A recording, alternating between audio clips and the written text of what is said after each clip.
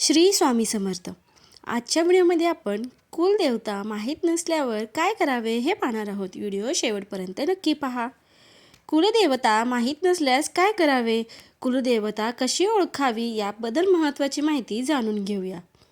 बऱ्याच लोकांना कुलदेवता माहीत असेल आणि बऱ्याच लोकांना कुलदेवता माहीत नसेल. आपल्याला कुलदेवता माहीत नसेल आणि कुलदेवतेची पूजा आपल्या घरात होत नसेल तर आपल्या घरात भरपूर अडथळे येतात, समस्या येतात.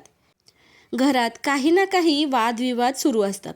म्हणून नित्यनेमाने कुलदेवतेची मूर्ती घरात स्थापन करून त्याची पूजा करायला हवी. पण काहींना आपले कुलदैवतच माहीत नसेल. अशा वेळेस काय करावे हा मोठा प्रश्न असतो. प्रत्येक घराण्याची एक कुलदैवत असतेच. बहुतेक घरांमधून लग्न, मुंजक, वास्तू, मंगलकार्य अशा मोठ्या कार्यक्रमानंतर कुलदेवतेला जाणे हा महत्त्वाचा भाग मानला जातो. कुलदैवत आणि कुलदेवी म्हणजे काय, आपण कुलदैवत कुठे आहे, त्याचे महत्त्व काय, कुलदेवता संबंधी आपले काय कर्तव्य आहे, असे अनेक प्रश्न दिवसेंदिवस अनुत्तरित राहतात. विभक्त कुटुंब पद्धतीमुळे याची उत्तरे सांगणारी ज्येष्ठ मंडळी जवळ नसतात आणि घरात एखादी समस्या उद्भवली की आपली धावपळ सुरू होते. कुलदेवता हा शब्द कुळ आणि देवता या दोन शब्दांनी मिळून बनलेला आहे.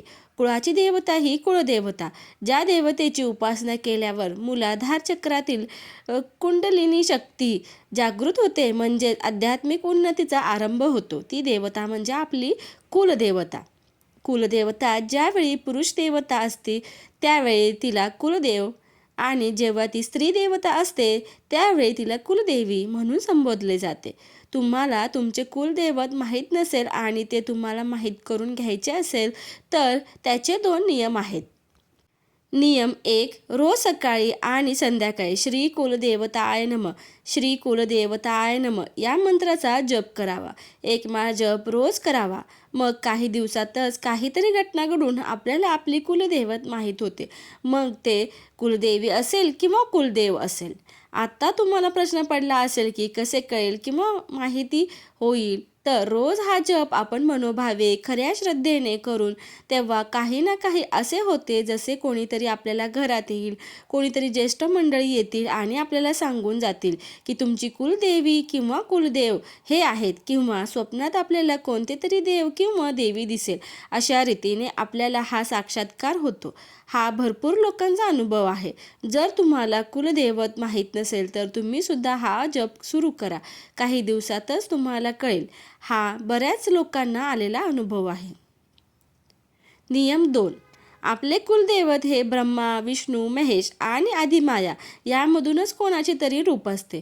म्हणून आपली श्रद्धा यामधून ज्या देवावर असेल त्यांची आपण उपासना करावी. अशी उपासना केली तरी आपल्या कुलदेवताची कृपा होते व आपल्याला कुलदैवत माहीत करून घेण्याची गरज नसते.